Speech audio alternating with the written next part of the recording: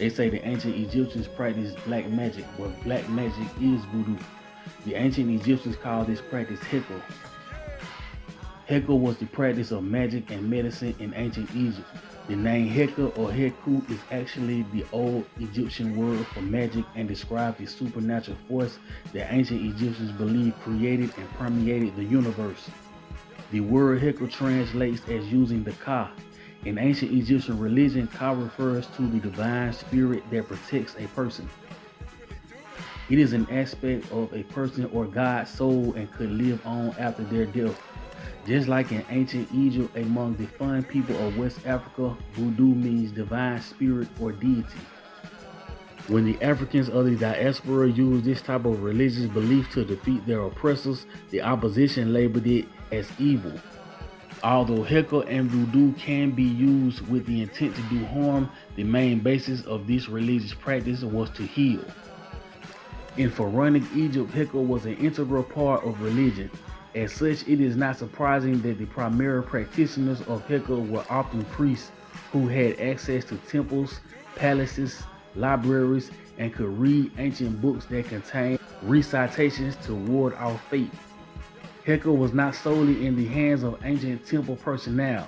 However, scorpion charmers used Heka to rid people of poison, and midwives also used it to help bring life into the world. Additionally, wise women worked in the realm of healing and used Heka to rid individuals of evil spirits. Just like in ancient Egypt, Voodoo is similar in multiple ways. They have priests, temples, and midwives. An important contribution is its role in healing. Anthropologist Nicholas von Rax, who has studied voodoo roles as a healthcare system, explains how religious spaces can become therapeutic sites where the sick goes to seek help in managing illness and other misfortunes. Since Heka and Voodoo is basically cut from the same cloth, one shouldn't be surprised to find voodoo dolls in ancient Egypt. The Egyptians themselves were only known to do truly bad magic against their enemies. Images of those that were believed to be threatening the divine order would be drawn on papyrus or molded out of clay. These then would be trampled, burned, and stabbed. Then the remnants would be dissolved in urine. These ceremonies also allow for any enemies to be cursed. In other words, Africans only use dark magic under harsh circumstances. At the center of the ancient Egyptian religious practice was a deity known as Heka. Heka was an omnipresent deity that kept everything in the world and the afterlife ticking. Heka is the son of the creation god Khnum and is regarded as one of the oldest ancient Egyptian gods. Stories about Heka predates the dynastic periods.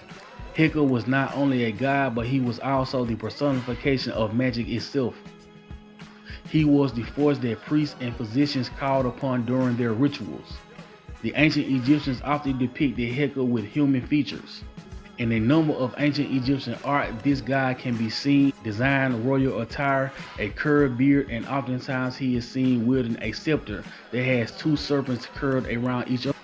From a third eye view, one can also see similarities between the god Heka and Papa Legba. One of the most important spirits in the Voodoo hierarchy is Legba. He is also a son of the creator god Mawu.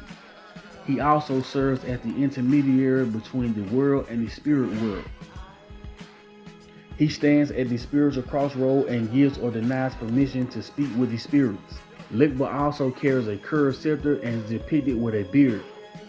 Just like one of Heka's symbols was the Ankh, which is the key of life, one of Legba's symbols was also keys. We find many similarities between Voodoo and Heka because this religious practice is as native to Africa as the trees.